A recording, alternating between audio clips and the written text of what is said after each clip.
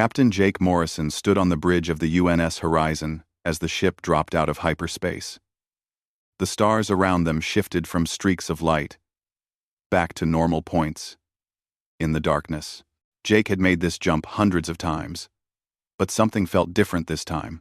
"Jump complete, Captain," said Navigator Lisa Brooks from her station. "We are now in the Kepler 442 system." Jake nodded and looked at the main screen. The system looked normal enough. A yellow star burned in the center, with several planets spinning around it. But the energy readings their sensors had detected from Earth were coming from somewhere in this system. "Amy, start scanning for those energy signals," Jake said to Lieutenant Amy Carter at the communications station. Amy's fingers moved across her controls. Within seconds, her face changed. Her eyes went wide, and her mouth opened slightly. "Captain, I'm picking up massive communication traffic. Hundreds of signals, maybe thousands, and they're not human." Trainler, Dr. Frank Williams, the chief science officer, looked up from his station. "That's impossible. We've never detected alien life before." "I'm reading at least 17 different signal types," Amy said. "The computer is trying to translate them, but these are completely unknown languages." Jake walked over to Amy's station and looked at her screen. Lines of alien text scrolled past, with the computer's translation attempts showing below each line. Most of the translations were incomplete, but some words came through clearly. Words like emergency and evacuate and flee. "Lisa, take us closer to the source of these signals," Jake ordered, "but keep us at a safe distance." The UNS Horizon moved deeper into the system. As they got closer, their sensors began to pick up something massive. It was artificial, clearly built by intelligent beings. The structure was bigger than any space station humans had ever imagined. "Captain," Dr. Williams said, his voice filled with amazement, "I'm reading a structure that's over 200 kilometers long. It's got docking bays for thousands of ships. This thing is like a floating city." Jake stared at the image on the screen. The space station was beautiful and terrifying at the same time. It had sections that looked like crystal formations, others that seemed to be made of flowing metal. Ships of all sizes and shapes were attached to its docking ports. "Amy, are you getting any response to our presence?" Jake asked. "Sir, the communications are getting more frantic. The computer is picking up more translations now. Captain, I think they know we're here." As Amy spoke, something strange began to happen. The ships around the space station started to move. At first, Jake thought they might be coming to meet the human vessel. But then, he realized the truth. The alien ships were running away.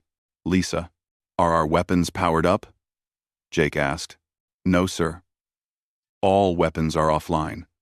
We're running silent except for basic sensors," Lisa replied. Jake watched in confusion as ship after ship left the space station. Some were small, fast vessels that shot away into hyperspace within minutes. Others were massive cargo ships that took longer to build up speed but still fled as quickly as they could. "Pete, are we broadcasting any signals that might seem threatening?" Jake called to engineer Pete Johnson. "Negative, Captain. We're running on minimal power. Our reactor signature is barely detectable. I don't understand why they're running. We can send. I might down they won." Dr. Williams stood up from his station, his face pale. "Captain, I'm tracking over 3,000 vessels leaving the station. This is a complete evacuation. They're abandoning everything." Jake had never seen anything like this. The human ship hadn't fired a shot, hadn't even tried to communicate with the aliens. Yet, an entire civilization was fleeing from them. "Amy, try to establish communication with the station. Use all frequencies." Amy worked at her controls for several minutes. Finally, she looked up. "I'm getting a response, Captain. It's weak, but someone is answering." "Put it on speakers." The bridge filled with a strange, clicking sound. Then a voice spoke, translated by the computer into English. The voice was shaking with fear. "Unknown vessel. Please state your terms for surrender. We will comply with all demands. Please do not destroy the station. There are civilians here who cannot escape. Jake exchanged glances with his crew. Everyone looked as confused as he felt. Amy, respond to them. Tell them, we come in peace and want to establish friendly contact. Amy sent the message. The response came back quickly. You claim to come in peace? Then why do you bring a warship to our system? Why do you use the old designs? We know what your people are capable of. We have heard the stories. Dr. Williams looked puzzled. Old designs? Captain, this ship is the most advanced vessel Earth has ever built. Jake stepped forward. Amy, ask them what stories they're talking about. Tell them we don't understand. The alien voice came back even more frightened than before. You expect us to believe you don't know your own history? The Forerunners left clear warnings. A single human vessel can destroy entire fleets. Your people vanished 50,000 years ago, but the galaxy has never forgotten. The bridge fell silent. Jake felt a chill run down his spine. 50,000 years ago? Human civilization was barely beginning 50,000 years ago. People were still living in caves and hunting with stone tools. Captain, Dr. Williams said quietly, either these aliens are completely wrong, or human history is not what we thought it was. Jake looked at the space station on the screen. It was almost empty now, with only a few ships remaining. The aliens were so afraid of one human vessel that they had abandoned their entire trading hub. Amy, tell them we will remain at this distance and make no hostile moves. Ask them if we can send a small team to meet with their leaders. The response was immediate. You would honor us with direct contact? We are not worthy of such attention from the inheritors of the Forerunners. But yes, we will speak with you. Perhaps our surrender terms can be discussed without violence. Jake turned to his crew. People, I don't know what's going on here, but it's clear these aliens know something about humans that we don't know about ourselves. We need to find out what that is. Dr. Williams nodded. Captain, if humans really had an advanced space civilization 50,000 years ago, it would explain a lot about the gaps in our archaeological record. But how could an entire galactic civilization just disappear? Asked Amy. That's what we need to find out, Jake said. He looked at the space station again. Pete, prepare a shuttle. Frank, Amy, you're with me. We're going to meet these aliens and find out why a single human ship can make an entire galaxy panic. As the crew prepared for first contact, none of them could imagine the truth they were about to discover. The UNS Horizon hung in space, a small vessel that had somehow inherited a legacy of fear that stretched across the galaxy. Admiral Zektar of the Vorthak Imperial Fleet paced across his command bridge, his forearms moving in agitation. Emergency messages flooded in from across the galaxy. Each one carried the same terrifying news. Admiral, his communications officer said with fear in his voice, we have confirmation from 17 different systems. A human vessel has appeared in the Kepler sector. Zektar stopped pacing.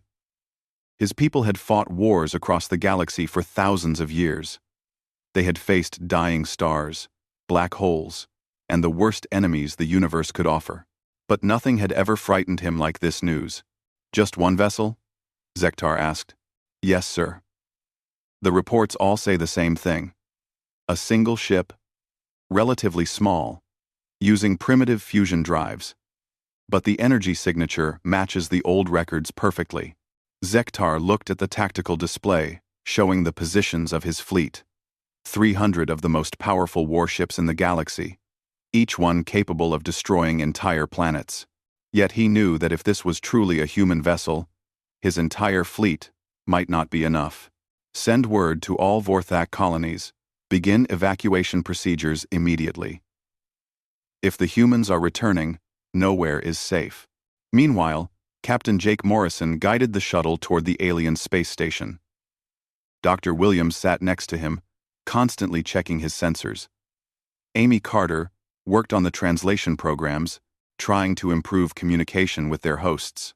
The station is definitely artificial, Doctor, Williams said. But the technology is strange. Some parts look incredibly advanced, but others seem almost primitive, like they built it using different levels of technology. Jake nodded, focusing on the docking approach. The alien station had cleared a docking bay for them, but the design was unlike anything humans had ever seen. The bay seemed to shift and change shape as they approached, adjusting to fit their shuttle perfectly. "Captain," Amy said, "I'm getting more transmissions from other parts of the galaxy. The aliens are definitely spreading word about our arrival, and the reactions are all the same. Pure terror." "But why?" Jake asked. "We haven't done anything to threaten anyone." As their shuttle settled into the docking bay, Jake got his first look at the aliens who feared humanity so much. The station commander, Velnoth, was waiting for them. He was an insect-like being, standing about 8 feet tall on 6 legs. His movements were quick and nervous, and his large compound eyes kept looking around as if he expected an attack at any moment. "Honored humans," Velnoth said through a translation device, "I welcome you to Station Kepler Trade. Please forgive our poor facilities. We know they are not worthy of your presence." Jake stepped forward slowly, keeping his hands visible and making no sudden movements. "Commander Velnoth, thank you for meeting with us. We come in peace and hope to establish friendly relations." Velnoth's antennae twitched nervously. "You speak of friendship? Truly, the stories of human mercy are not entirely myth. We are prepared to offer tribute and complete submission to avoid the fate that befell the Korath homeworld." Dr. Williams stepped forward. "Commander, we're not familiar with these stories you mention. Could you tell us about this Korath homeworld?" Velnoth looked shocked. "You do not know? But the destruction of Korath Prime is taught to every child in the galaxy. It was one of the greatest demonstrations of Forerunner power. A single human vessel arrived at Korath Prime when their fleet was attacking the peaceful Zalani colonies. The Korath had 1,000 ships, all armed with planet-killer weapons. "What happened?" Amy asked. "The human ship sent one message: stop the attack or face the consequences." The Korath admiral laughed and ordered his entire fleet to destroy the human vessel. But the humans had somehow placed explosive devices on every single Korath ship without being detected. When the Korath opened fire, every one of their ships exploded at the same moment. Jake felt his blood run cold. They destroyed 1,000 ships without firing a single shot. Velnoth continued. The human vessel then landed on Korath Prime and demanded the surrender of their military leadership. The entire Korath Empire collapsed overnight. Their survivors joined the Forerunner Alliance and became some of the strongest supporters of human rule. Dr. Williams was recording everything on his portable computer. "Commander, these Forerunners you speak of, you believe they were human?" "Of course they were human. The records are clear. They had the same appearance, the same language patterns, the same impossible tactical abilities. They appeared in the galaxy 50,000 years ago, and within a century had brought peace to every inhabited system." "Then what happened to them?" Jake asked. Velnoth's entire body seemed to shake. "They vanished. One day, they were leading the greatest civilization the galaxy had ever seen. The next day, every human ship, every human colony, every trace of their existence was gone. Only their allies remained, and the stories of what humans could accomplish." Amy looked at her translation device. "Commander, we're receiving more messages from across the galaxy. What are the other species saying?" Quote, Velnoth activated a holographic display that showed incoming communications. "The Zephyrian Collective has placed their entire fleet on high alert. The Synthetic Alliance is evacuating their core systems. Even the Voidwalkers have emerged from dark space to warn their allies. Every major power in the galaxy knows that humans have returned. But we're just one ship," Jake protested. "We're scientists and explorers, not warriors." "That is exactly what the Forerunners always said," Velnoth replied. "They claimed to be peaceful explorers right up until the moment they demonstrated why crossing them was the last mistake anyone would ever make. Dr. Williams studied the historical data Velnoth was sharing. Commander, do you have any records of how the Forerunners fought? What made them so dangerous? 2. Velnoth brought up another display showing ancient battle footage. They never fought the way anyone expected.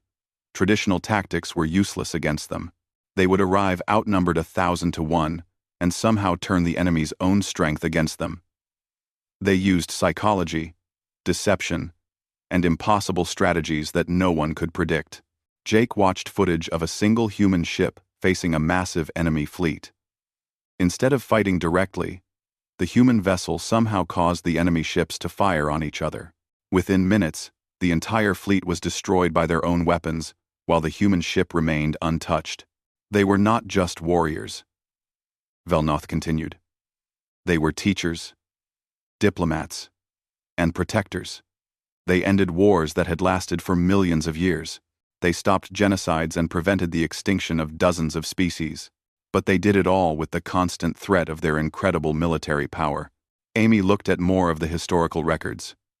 Captain, according to these files, the Forerunners had a simple rule.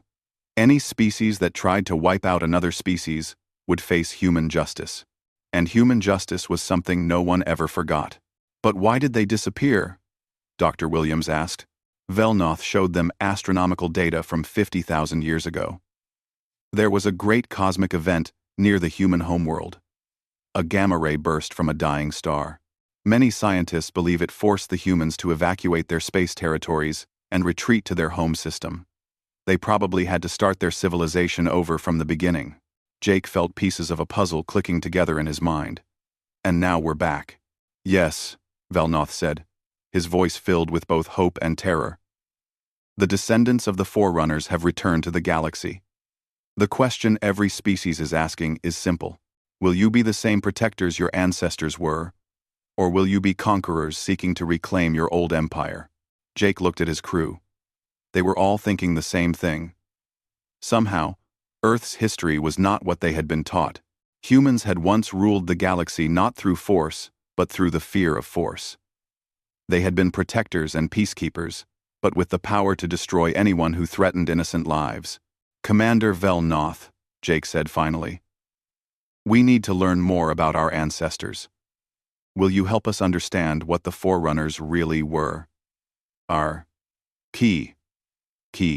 It would be an honor, Velnoth replied. But I must warn you. 3 of the galaxy's major powers are already moving fleets toward this system. They want to test whether you truly carry the blood of the Forerunners.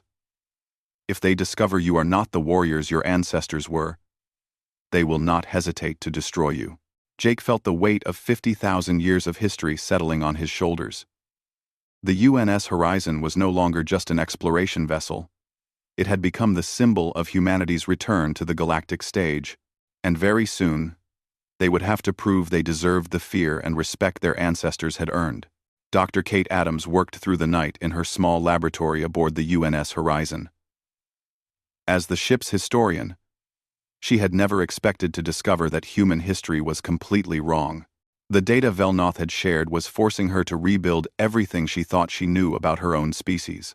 Computer, display all archaeological data from Earth dating to 50,000 years ago, she said. The screen filled with information, but there were massive gaps. Entire continents had almost no archaeological evidence from that time period. Dr. Adams had always assumed this was normal. Early human civilization left few traces. But now she was beginning to suspect there was another explanation. Captain Jake Morrison entered the lab, carrying a cup of coffee. Any progress? Kate? Too much progress, she replied, rubbing her tired eyes. Jake, if these alien records are accurate, then everything we know about early human history is wrong. Look at this. She brought up a comparison chart showing Earth's population estimates over time. 50,000 years ago, we think there were maybe 10 million humans on Earth, all living as hunter-gatherers. But if the Forerunner civilization had billions of people spread across thousands of worlds, where did they all go? Jake studied the data.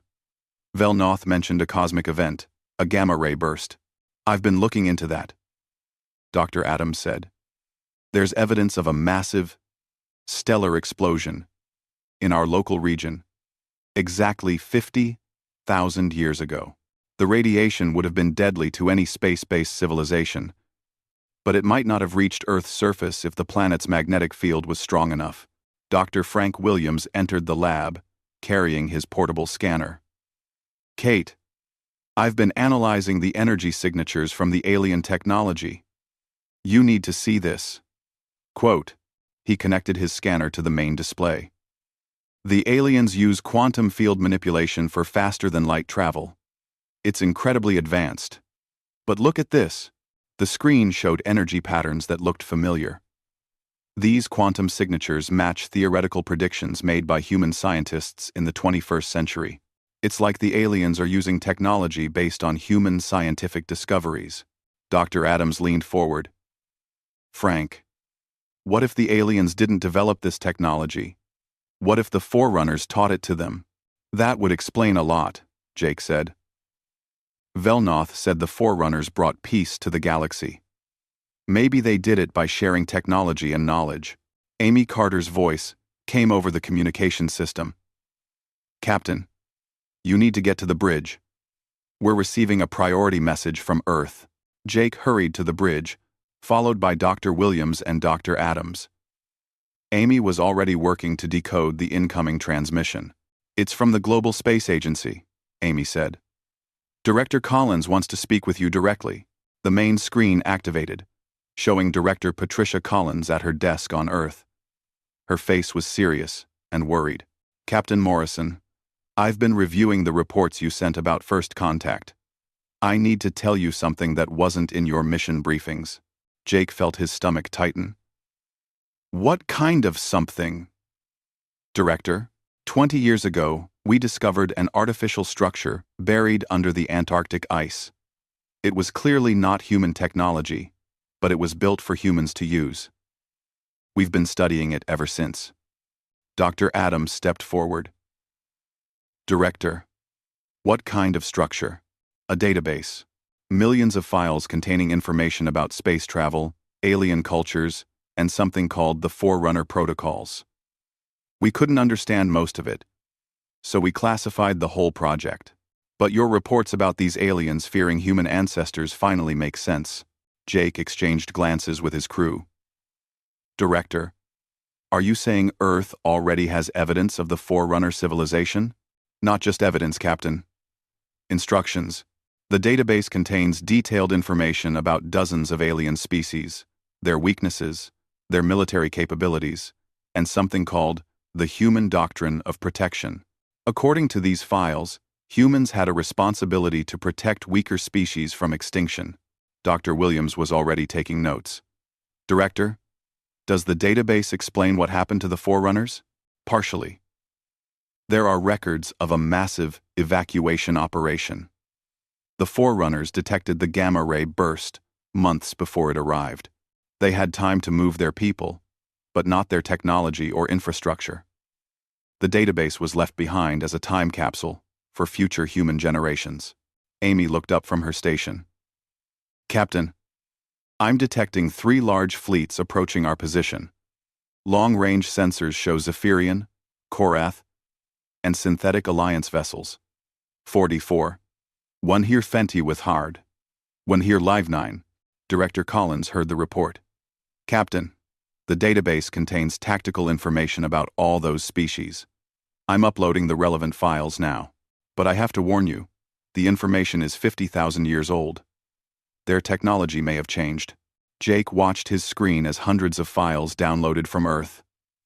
Fleet compositions, battle tactics, psychological profiles, technological capabilities.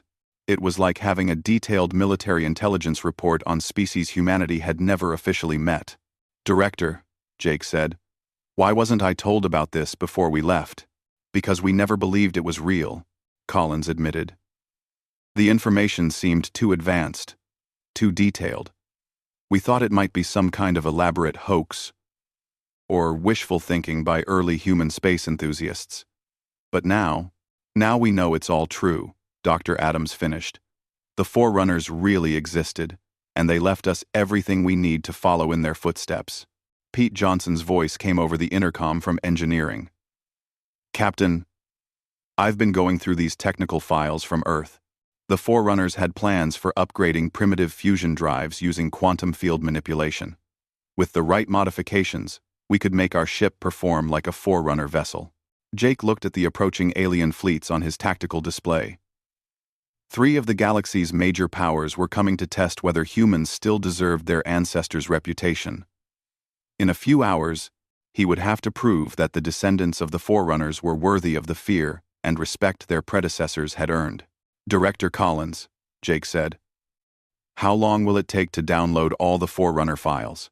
We're transmitting everything now. You should have the complete database within 2 hours. Amy, what's the ETA on those alien fleets? 4 hours until the first ships arrive, 6 hours until they're all in position. Jake turned to his crew. People, we have 4 hours to turn an exploration vessel into a Forerunner warship. Pete, start working on those engine modifications. Frank, I want you to study every tactical file we have on these 3 species. Amy, see if you can establish communications with the fleet commanders. Dr. Adams was already deep in the historical files. Jake, I'm finding references to something called the Forerunner Testing Protocol. Apparently, when a species wanted to challenge human authority, there was a standard procedure for resolving the conflict. What kind of procedure? A demonstration. The humans would allow the challenging species to attack them using their best weapons and tactics. If the human vessel survived and defeated the attackers without killing anyone, the challenging species would accept human authority. If the humans lost, they would withdraw from that sector of space. Jake felt a chill. So, this has happened before, many times. According to these records, no species ever won a testing protocol challenge. But the Forerunners never fought the way anyone expected. They always found a solution that ended the conflict without massive bloodshed. Amy looked up from her communications station. Captain, I'm getting responses from the alien fleet commanders. They're requesting a formal testing protocol engagement. They want to see if we're really Forerunners. Jake looked at his small crew. They were scientists and explorers. Not the super soldiers the aliens expected them to be. But they had something their ancestors had left them. Knowledge, technology, and the tactical wisdom of a civilization that had brought peace to the galaxy. Accept their challenge, Jake said. But tell them we'll do this according to the original Forerunner protocols. They can test our ship with their best weapons, but when we prove we're the real thing, they have to accept the results. Dr. Williams looked worried. Captain, are you sure about this? We're still not warriors. Jake smiled grimly.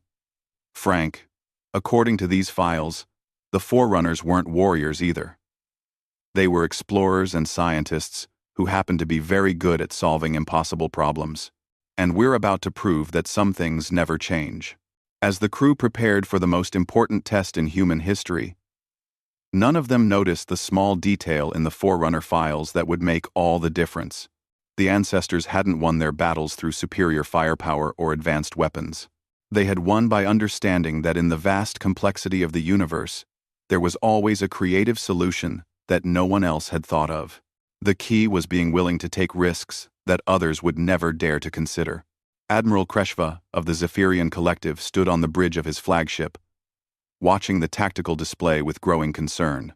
The human vessel sat motionless in space, apparently waiting for the 3 fleets to arrive. It showed no signs of fear or preparation for battle. Admiral, his tactical officer reported, the human ship is broadcasting on all frequencies. They're inviting us to proceed with formal testing protocol procedures. Kreshva's skin changed color to display his confusion. The Zephyrians communicated partially through color changes, and right now his uncertainty was visible to his entire crew. They know about the testing protocol? Yes, sir. They're transmitting the complete original documents. Every detail matches the historical records. Across space, General Thok of the Korath Empire was having similar thoughts. His massive dreadnought could destroy planets. but the small human ship made him nervous in ways he couldn't explain. His people had been conquered by the Forerunners 50,000 years ago, but they had learned to respect human tactical abilities. "General," his weapons officer said, "the humans are requesting that we demonstrate our most powerful weapons against their vessel. They claim their shields will protect them." General Thok laughed, but it was a nervous sound. "Their ship is barely 200 meters long. Our main plasma cannon could vaporize an entire city. They can't possibly have shields strong enough to stop it." The Third Fleet belonged to the Synthetic Alliance, artificial intelligences who had calculated the probabilities of every known military engagement in galactic history. Their commander, Logic Prime, processed the situation with perfect mechanical precision. "Analysis complete," Logic Prime announced to its fleet. "The human vessel displays no visible weapon systems and minimal defensive capabilities. Victory probability 99.7%. However, historical data on Forerunner engagements shows consistent failure of probability calculations when applied to human tactics." Aboard the UNS Horizon, Captain Jake Morrison reviewed the final preparations with his crew. Pete Johnson had been working for 3 hours straight to modify their deflector shields using Forerunner technology blueprints. "Pete, will it work?" Jake asked. "Captain, according to these plans, the modifications should allow us to absorb and redirect energy attacks. But we've never tested anything like this. The power requirements are enormous." Dr. Frank Williams was studying the tactical data on their opponents. "Jake, each of these fleets could destroy our ship with a single shot from their primary weapons. The Zephyrians use focused plasma beams. The Korath have kinetic bombardment systems. And the Synthetic Alliance uses quantum disruptor technology." Amy Carter looked up from her communications station. "Captain, all 3 fleet commanders are ready to begin. They're requesting final confirmation of the testing protocol." Jake took a deep breath. Everything depended on technology they had never used before and tactics they had learned from 50,000-year-old files. But according to the historical records, this was exactly how the Forerunners had always operated. They took impossible risks and somehow made them work. "Open communications to all 3 fleets," Jake ordered. The main screen split to show 3 alien commanders. Admiral Kreshva's blue skin was shifting through nervous color patterns. General Thok looked confident, but wary. Logic Prime appeared as a geometric pattern of lights that represented its artificial consciousness. "Commanders," Jake began, "we accept your challenge under the original testing protocol. You may each demonstrate your most advanced weapons against our vessel. If we survive and prove our tactical superiority, you will acknowledge human authority in this sector and agree to peaceful coexistence." Admiral Kreshva spoke first. "Human Captain, we respect your courage, but you must understand. Our weapons have been improved greatly since the time of your ancestors. Are you certain you want to proceed?" "We're certain," Jake replied. "But we propose a modification to the traditional protocol. Instead of engaging our fleets in battle, we suggest a different test. Each of you will fire your most powerful weapon at our ship. If your weapons can penetrate our defenses, we will withdraw and acknowledge your superiority. If we survive, you accept that humans have returned to take our place as protectors of the galaxy." General Thok's eyes narrowed. "You would let us fire on you without defending yourself? This seems too easy." "Not without defending ourselves," Jake corrected. "We'll use our shields and defensive systems, but we won't return fire unless we have no choice." Logic Prime processed this proposal. Clarification requested. "Are you proposing to survive coordinated attacks from 3 different technological approaches simultaneously?" "That's exactly what we're proposing," Jake said. The 3 alien commanders exchanged glances.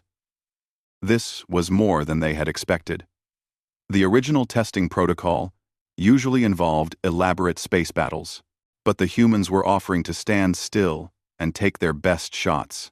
"Acceptable," Admiral Kreshva said finally.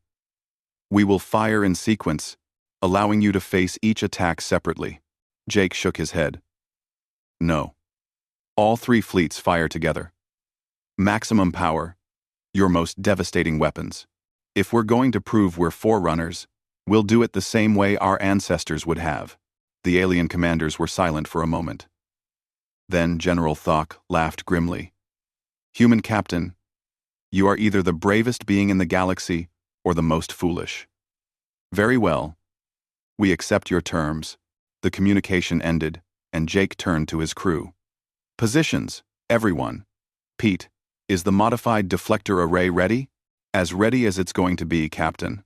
But I have to tell you, the power drain is going to be massive. We'll be running on backup systems within minutes. Amy was monitoring the alien fleets. Captain, they're moving into firing position. All 3 fleets are targeting us with their primary weapons. Dr. Williams checked his sensors. Jake, the energy readings from those weapons are off the charts. Each one of them could destroy our ship 10 times over. Jake sat in his captain's chair and activated the ship-wide communication system. All hands.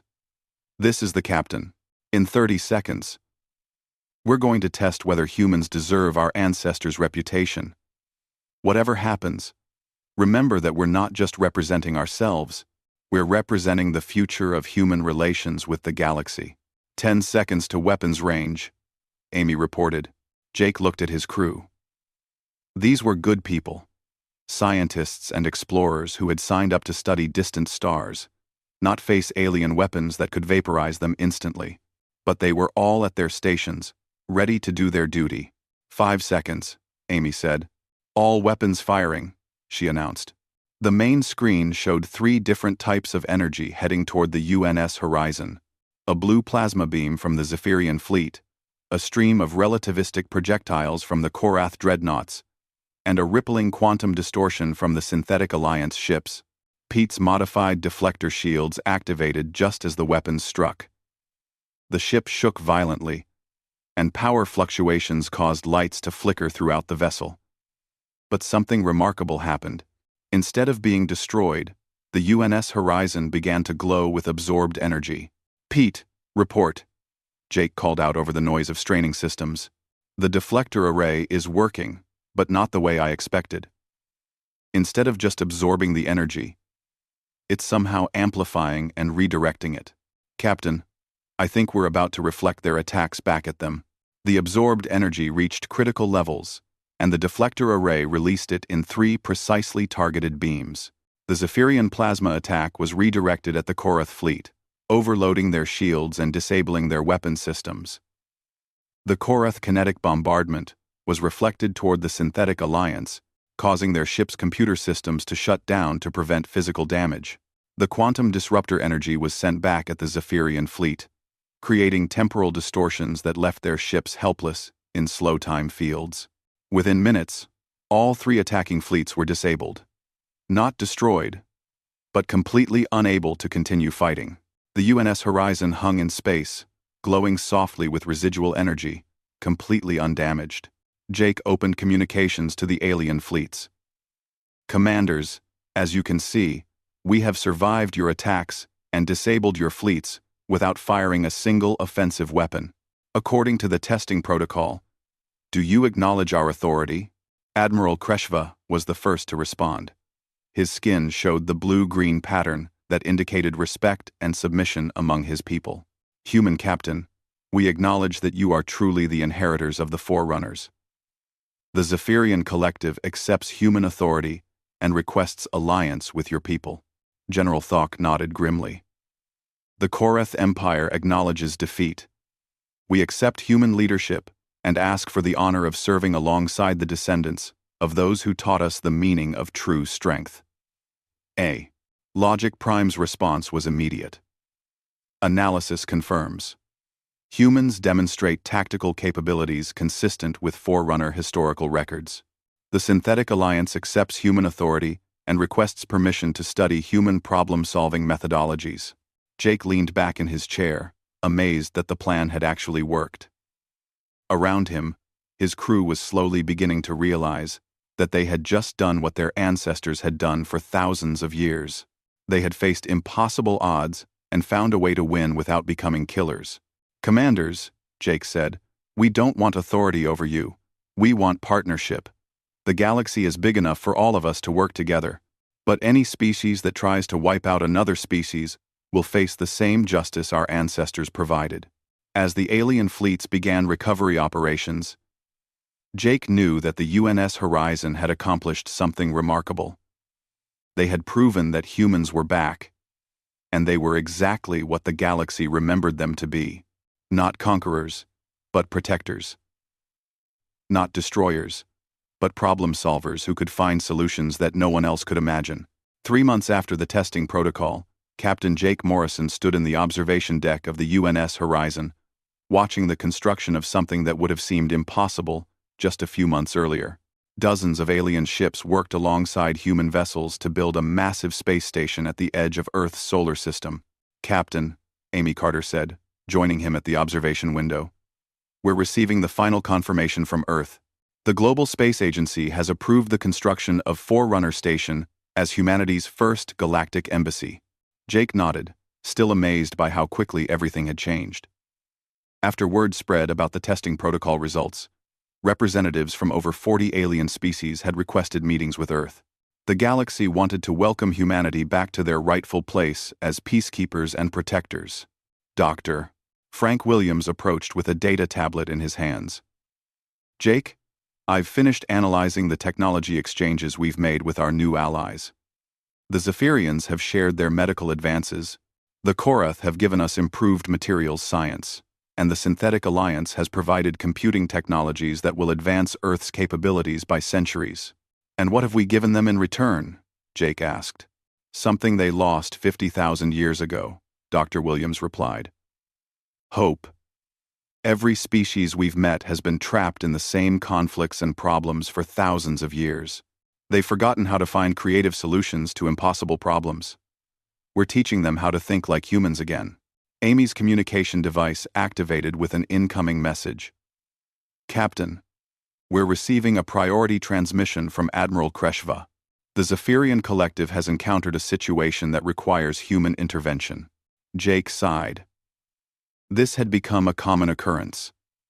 Whenever the galaxy faced a problem that seemed unsolvable, someone requested human assistance.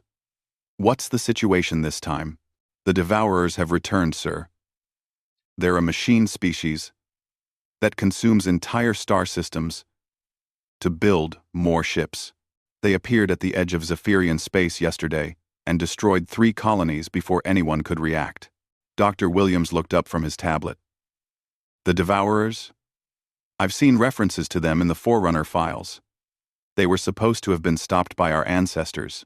"Put Admiral Kreshva through," Jake ordered. The main display activated, showing the familiar blue-skinned Zephyrian commander, but instead of his usual calm demeanor, Kreshva's skin was flashing the rapid red patterns that indicated extreme distress. "Captain Morrison, we need immediate assistance. The Devourer fleet consists of over 10,000 ships, each one capable of stripping a planet bare in hours. Our combined fleets can't stop them. Only the Forerunners ever found a way to defeat them." Jake studied the tactical data Kreshva was transmitting. The Devourer ships were massive, built from the processed remains of entire worlds. They operated with mechanical precision and had no interest in communication or negotiation. "How long do we have?" Jake asked. "They will reach the Zephyrian homeworld in 6 days. 12 billion civilians are trapped there. We've tried to evacuate, but the Devourers have blocked all escape routes." Jake turned to his crew. "Amy, contact Earth and request immediate deployment of our new fleet." "Dr. Williams, start analyzing the Forerunner files on the Devourers. There has to be a weakness we can exploit." As his crew got to work, Jake reviewed what they knew about their new responsibilities. The testing protocol had proven that humans were back, but it had also made them responsible for problems they never could have imagined. The galaxy looked to them for solutions to conflicts that had been ongoing for thousands of years. Engineer Pete Johnson's voice came over the intercom. "Captain, I've been studying the Devourer ship designs from the Forerunner database. These machines are completely automated. They have no crews, no central intelligence, just programming that drives them to consume and build. Any weaknesses? Jake asked. Maybe. According to the files, the Forerunners defeated them by exploiting a flaw in their programming. The Devourers are designed to consume all available resources, but they can't process certain quantum-level materials. If we could flood their systems with the right type of energy. Dr. Williams looked up from his research. Pete, I think you're onto something. The Forerunners used modified stars as weapons against the Devourers. They caused controlled stellar explosions that filled entire regions of space with quantum radiation. Jake felt a familiar chill. The Forerunners had been willing to destroy stars, to stop the Devourers. It was another reminder that his ancestors had been capable of incredible violence when necessary to protect innocent lives. But we can't destroy stars, Amy pointed out. The radiation would kill everything in the system, including the Zephyrian homeworld. Jake studied the tactical displays, looking for alternatives. Then he noticed something in the Devourer fleet composition. Pete, look at this. The Devourer fleet is arranged in a perfect geometric pattern. They're following some kind of mathematical programming. Pete examined the data. You're right, Captain. They're maintaining exact distances between ships, probably to optimize resource processing efficiency. What if we could disrupt that programming? Jake asked. Instead of destroying the fleet, we could confuse it. Dr. Williams smiled. Jake, that's exactly the kind of thinking the Forerunners were famous for. Instead of fighting the enemy's strength, find a way to turn it into a weakness. If U.S. Dr. Williams. Dr. Williams. Dr. Williams smiled. Over the next 2 days, the human fleet worked with their alien allies to develop a plan that would have seemed insane to any traditional military force. Instead of engaging the Devourers in direct combat, they would use the machine's own programming against them. The plan required precise coordination between 17 different alien fleets, quantum field generators borrowed from the Synthetic Alliance, and a level of risk that made even veteran space officers nervous. Jake stood on the bridge of the UNS Horizon as they approached the Devourer fleet. Around them, hundreds of Allied ships moved into position. The enemy machines continued their advance toward the Zephyrian homeworld, apparently unaware that they were being surrounded. All ships report ready, Amy announced. The quantum field generators are in position around the Devourer fleet. Dr. Williams? Are you sure this will work? Jake asked. According to the Forerunner files, the Devourers can't adapt to rapidly changing quantum conditions.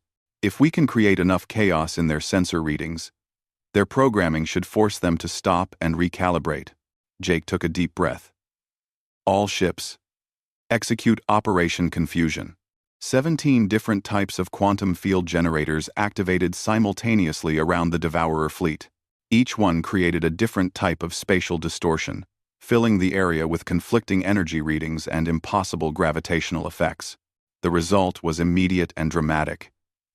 The Devourer ships, which had been moving in perfect formation, suddenly stopped. Their sensors were receiving contradictory data about the nature of space itself. Their programming, designed for mathematical precision, couldn't process the chaos. It's working, Pete reported. The Devourers are trying to recalibrate their systems, but the quantum interference is too complex. Jake watched as the massive machine fleet began to break apart. Not through weapon damage, but through sheer confusion. The ships started moving in random directions as their navigation systems failed. Some began cannibalizing others, thinking they were processing raw materials from dead worlds. Within hours, the unstoppable Devourer fleet had destroyed itself through its own programming errors. Not a single shot had been fired by the Allied forces. Admiral Kreshva's voice came over the communication system, filled with amazement. Captain Morrison, you have saved our entire civilization without losing a single ship. This is exactly what the legends said about the Forerunners. Jake looked at his crew, seeing the same mixture of pride and humility in their faces that he felt himself. They had inherited an incredible legacy, but they were proving worthy of it. 6 months later, Jake stood in the council chamber of Forerunner Station, watching representatives from 57 alien species sign the new Galactic Accords. The agreement established humanity as peacekeepers and mediators, with the authority to intervene in conflicts that threatened to destroy entire civilizations. "Captain," Dr. Kate Adams said, approaching with a final report, "I've completed my analysis of the Forerunner database. Our ancestors weren't superhuman. They were just regular people who refused to accept that any problem was truly unsolvable." Jake nodded, watching the signing ceremony. "And that's exactly what we are, Kate. Regular people, trying to live up to an extraordinary legacy." Amy Carter joined them, holding a communication from Earth. "Captain, we're receiving reports of first contact situations in 17 different star systems. Earth is sending more ships, but they're all requesting human advisors for the initial meetings." "Of course they are," Jake said with a smile. "The galaxy has been waiting 50,000 years for us to come back. They want to make sure we're here to stay this time." Dr. Williams approached with technical specifications. "Jake, the engineering teams have finished their analysis of Forerunner technology. We can begin sharing their innovations with our allies. Medical advances, clean energy, faster than light communication. We're going to change the galaxy all over again." Jake looked out the observation windows at the ships from dozens of different species working together in space. The galaxy was no longer a collection of isolated civilizations, locked in endless conflicts. It was becoming something new, something better.